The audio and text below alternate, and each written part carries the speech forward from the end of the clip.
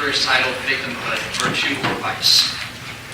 In March of 2013, Oberlin College canceled classes after a student reported seeing someone on campus wearing a Ku Klux Klan uniform. This surprised many people because this was a private liberal arts school focused on progressive activism with no major incidents of racism. This apparent Klansman turned out to be a woman just wrapped in a blanket. After this, the college created a website to report microaggressions.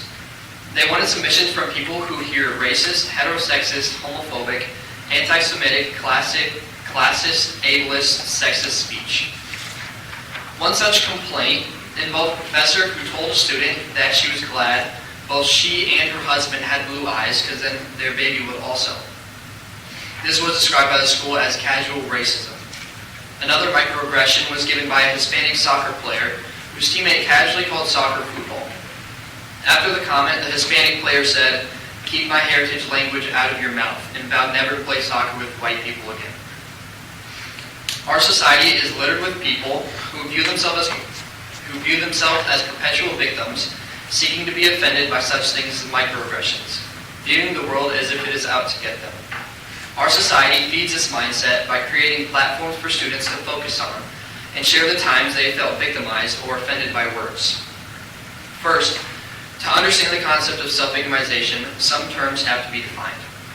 Psychologist Rahab Gavay defines self-victimization as an ongoing feeling that the self is a victim, which is generalized across many kinds of relationships. As a result, victimization becomes a central part of an individual's identity. A closely related term in victimization is that of microaggression. Microaggression is defined by Webster's dictionary as a statement, action, or incident regarded as an instance of indirect, subtle, or unintentional discrimination against members of a marginalized group, such as a racial or ethnic minority. We can see this clearly in the situation involving the use of the word football. The racial minority, the Hispanic boy, saw the use of the word football by the white boy as a form of discrimination against him. Victimhood becomes a problem when it removes your moral agency and leads you to wallow in self-pity or feel the need to publicize your victimhood to gain sympathy from others. People tend to see benefits in this status because society has tended to reward perceived victims, and this has led to some to try and get some of these benefits for themselves, which has inevitably led to the glorification of victimhood, which incentivizes people to desire it. This could be called the idol of victimhood, which is making yourself look oppressed and calling other people your oppressors without any clear evidence of harm or malicious intent. When a person sees himself as a perpetual victim and others as perpetual victimizers, it causes them to see patterns that don't exist, as psychologist Michael Bader explains it. This mindset is so prominent today and can be derived from a few things. First, it can come from interpretation bias. Even if there is an offense, they interpret it as more significant than it actually is. The second is the attribution of hurtful behavior. The alleged victim looks at the situation, often after the fact, and reinterprets the person or organization as an oppressor. Whatever they do it on purpose to cause harm to you. Third is memory bias. When you think of a situation, all you recall are the negative parts of it. It is when you recall words representing offensive behaviors, feelings of hurt, and negative emotions more easily. This could possibly come from seeking recognition, lacking sympathy for the pain and suffering of others, or frequently ruminating about your past victimizations. It can also come from your upbringing or a situation that made you a victim, and you hold on to that or you saw benefits in it. Finally, a victim mindset could derive from someone thinking they are morally superior to others. This is used to control others by accusing them of being less moral, wrong, or selfish. When Donald Trump was elected as president, riots began and violent protests spread over America. In Portland, there was a violent riot in which the people set trash cans on fire, lit firecrackers, and bashed in windows out of rage. The rioters justified this behavior by using what they consider to be President Trump's racist, sexist, homophobic, transphobic words as plausible cause for their violent retribution. When a person sees himself as a victim, they perceive any offense against them as just cause for retribution against an oppressor. When people obsess over their victimhood, they begin to feel as if they have suffered enough, and so they do not feel obligated to care about others. When society rewards this behavior, it is, in effect, subsidizing victimhood. What you reward as a society, you will always get more of. This leads people to take offense to things so easily, to make themselves look like victims, and hopefully get people on their side to give them sympathy. Psychologist Michael Bader said, "It's like a race to the bottom, where the group that can make the best case for being victimized earns the most care, concern, and outrage." Victimization is a mindset that has flooded society with ideas that are false and destructive to individuals and society as a whole. This dangerous mindset must be addressed. The self-victimization mentality is a problem because first, it is used as an excuse to do things that would not otherwise be able to do if it weren't for being a victim. Second, it is a state of mind that leads to selfishness, self-destruction, and the sabotage of relationships around them. Third, self-victimization is rooted in selfishness. The person who self-victimizes wants all of the attention on themselves, taking away the attention from other things or people that may be more important in the moment than focusing on the alleged victim's problems.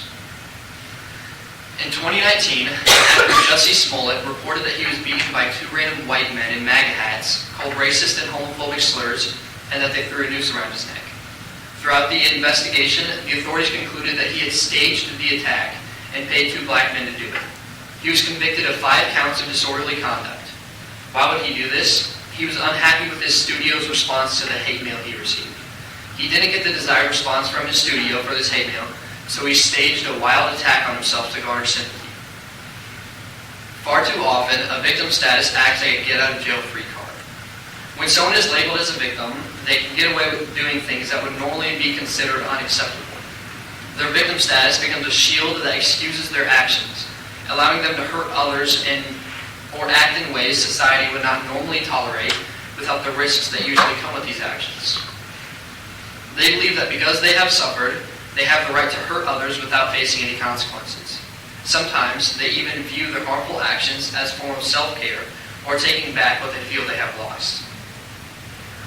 Another consequence of the victimhood mindset is that it allows people to avoid any appropriate feeling of guilt or regret. Instead of turning the other cheek or overlooking something they consider to be a microaggression, they feel that by acting out, they are simply defending themselves or getting justice for the harm they have suffered. This change in their behavior is called reframing. Instead of seeing their actions as harmful, they convince themselves that they are necessary to help them feel better. This shift in thinking lets them feel justified in their actions, even if what they are doing is harmful to others. They might view it as simply evening the score, as though they are reclaiming what was taken from them. The idea of identifying with the aggressor plays a big role in this behavior. This is when someone who has been oppressed begins to act like the person or group who harmed them. It is a way of coping with the pain they have experienced. People who may or may not have been mistreated could adopt the behaviors of their oppressors because it gives them a sense of power and control. They may believe that because they have been victims, they now have the right to hurt others. This creates a cycle where the victim becomes the victimizer, doing the same things to others that was done to them. It's a way of taking back control, but it also leads to more harm and suffering. Self-victimization is only harmful, never healing, and will poison you and those around you. This mindset puts up a barrier that stops any self-improvement that could be happening in your life. People get so caught up in their status as a victim and the microaggressions that they are experiencing from everyone and everything that they forget about trying to get better and improve themselves or their state of life. The person has two options. They can take on responsibility and move toward a more meaningful life, or they can garner unearned sympathy and take down people who are willing to take more responsibility than they own. Their main focus in life is to gain recognition for their victimhood. This is a normal psychological response to trauma. It helps the person reestablish confidence in their perception of the world. If people give them sympathy and show them how much they care about their oppression, they feel as if they are loved and the world is as bad as they think it is. People need to get out of this mindset. There are a few ways for this to happen. Make goals for yourself to strive for and push to be a better person. Push for self-improvement instead of wallowing in your self-pity and perceived victimhood. You can also put more focus on other people and see their rights as God created humans, instead of only looking inward and seeing other people as obstacles.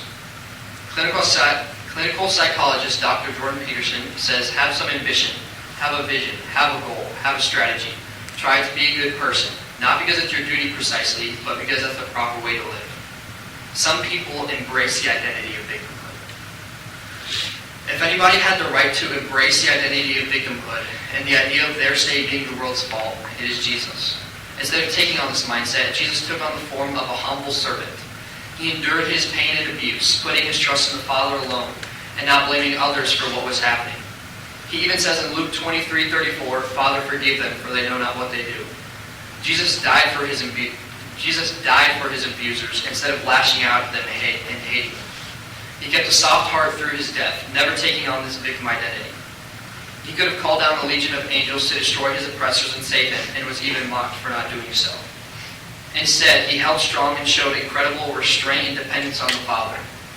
1 Peter 2:12 tells us to stand the trials that are held against us and continue doing good deeds, so that those who oppress you will notice and change their ways and be in heaven with the Father someday.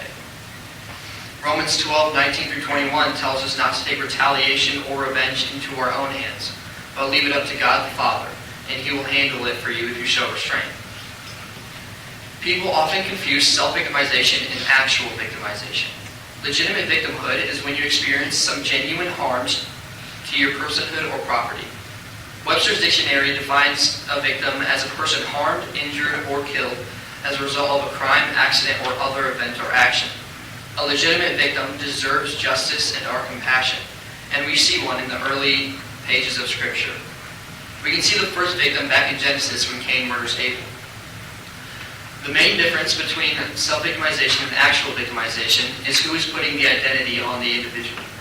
Actual victims get their status placed on them from an outside perpetrator, and in self-victimization, they get their status solely from themselves. Yes, people are victims of many things in America, and taking on actual victim status is not necessarily the victim's fault. It is the fake victimization, the victimization that has been self-defined and that even requires exaggerating or lying to get others to feel bad for them, that is the problem. The actual victims can get locked into a mindset that can be problematic as well. If somebody is victimized, it can be a turning point in their life. The victim will get attention for their struggles, and people tend to help them with the problems they have experienced. But this can lead to bad things as well. The victim can become so attached to the attention, love, and care, and begin to see that the status of a victim is beneficial to them. Their actual victimization gets stretched to gain more benefits out of it, to the point where the individual may not even care about the victimizing event anymore. They may just wallow in their sadness and emotions to extend the perceived effects of their victimhood and maximize the benefits that they can get out of it. True victims need justice and compassion. To help a person who seems to be trapped in a victimhood mindset, you have to allow them enough space to take personal responsibility for their actions and responses, and you have to be willing to walk away when they refuse to take ownership of their behavior. When somebody is victimized, people go in to help them and tend to stay there with them until the victim has been helped to a point where they can continue with a happier life. The concept of self-victimhood has penetrated our society, affecting our nation as a whole. For a long time, businesses have had to hire a certain number of people from each race, gender, or age so that no one feels offended by the possible lack of diversity. This leads to the hiring of unqualified people, leading to a failure in that job. We are too focused on making sure no one feels offended, which is an unachievable goal. We see a great example of this with a trigger warning. A trigger warning is something that appears at the beginning of something you are about to read, see, or hear to tell you that what you are about to see could be harmful, and that those things are wrong and that they acknowledge their fault, and to leave if you are subject to the microaggressions that may come from the movie. Movies like Aladdin have recently gotten trigger warnings at the beginning. Our culture has decided that people who experience or have experienced some sort of trauma and cannot escape from it need to be hidden from it, and that is what is going to help them. These trigger warnings actually do the opposite of what they were put in place to do. These warnings only heighten anxiety and make them more alert to things that wouldn't usually be seen as harmful. The University of Minnesota published a 2-page chart of different microaggressions to raise awareness and help people identify all the ways they should be offended by others. One of the categories listed was called colorblindness, with examples such as if someone said, "There is only one race, the human race," or "When I look at you, I don't see color." This being labeled as a racist microaggression is racism in itself. They want everyone to see that someone is of a different race and treat them differently.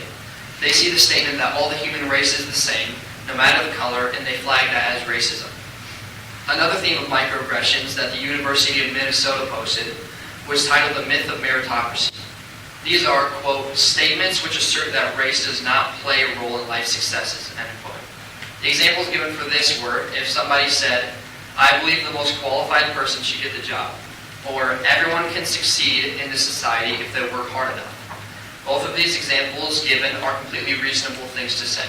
Why should the most qualified for the person for the job not acquire that job? Things most people would see as common sense just a few years ago have been weaponized by people with the victimhood mindset and declared to be microaggressions.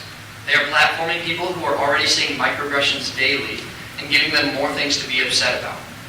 Self-victimization must be stopped. We become too focused on ourselves and we gain too much attention from a victim status. This mindset is being fed into and is a trap for all involved.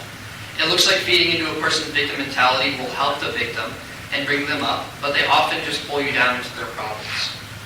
When people see the perceived benefits of being the victim and decide that they want that life and attention, they also fall into the trap.